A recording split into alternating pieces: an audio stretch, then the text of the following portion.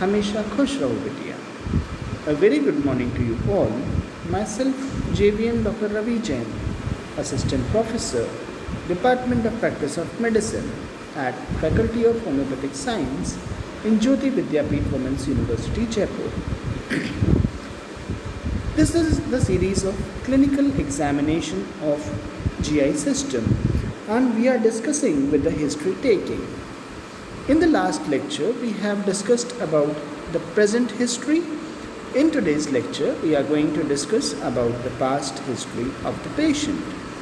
What are the questions that are needed to be asked during the past history of the patient who is coming to you with the complaints of GI system, that is gastrointestinal system.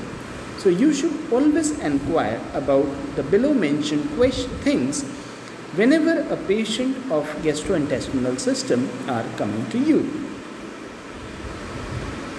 Whenever a patient is of gastrointestinal system disease is coming to you, you should have a set pattern of questions that should be asked. You have to ask about the presenting complaints. The presenting complaints we have discussed in the previous lecture. In today's lecture, we are going to discuss about the past history of the patient. What are the questions that are needed to be asked during inquiring about the past history?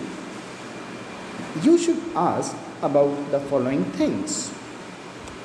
The past history of similar symptoms. Whenever a patient of gastrointestinal system disease is coming to you, you should always ask the past history of any similar symptoms that this particular patient is inquiring right now, so that you can get the recurrence of the history of recurrence of those complaints, and you can get or to come to know about the severity of the symptoms. You should also inquire about any kind of surgery in the past, any kind of gastrointestinal surgery that may lead to adhesions that can cause abdominal pain, diarrhea or malabsorption due to restriction of the gut, that is small bowel syndrome, or the bacterial overgrowth or the dumping syndrome. You should also inquire about diabetes mellitus because it may lead to gastroparesis, malabsorption, and it predisposes the individual to many kind of gastrointestinal infection and vascular insufficiency. During the past history, you should also inquire about the history of hypertension because if a patient is hypertensive, it may predispose the patient to various kind of vascular diseases like ischemia of the intestine. The past history should also include the drugs, the name of the drugs, with the past history of the oral contraceptives and non-steroid anti-inflammatory drugs, which may predispose to various kind of gastrointestinal tract and hepatobiliary diseases like veno-occlusive diseases. You should also inquire about the alcohol and cigarette smoking, which are important for peptic ulcer disease as well as the inflammatory bowel disease. You should also inquire about any history of blood transfusion, any tattooing or piercing in the skin.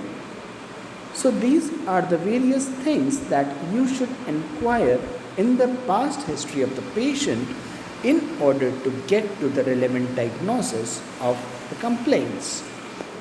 It is immaterial to say that you should always record the symptoms in the chronological order, that is, in the order of their appearance. First, you will write the symptoms that appeared very early, and then slowly and steadily you will write the symptoms that are appearing later on consecutively in a subsequent fashion.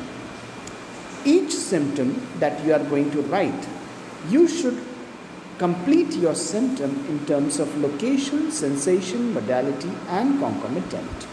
Also, you should try to elaborate all the past history in order to get the complete picture of the disease. So this was all for today's lecture. In the next lecture, we are going to discuss about the points to be taken while history taking. So this session was powered by Digital Version 2.0, Jyoti Vidyapeeth Women's University.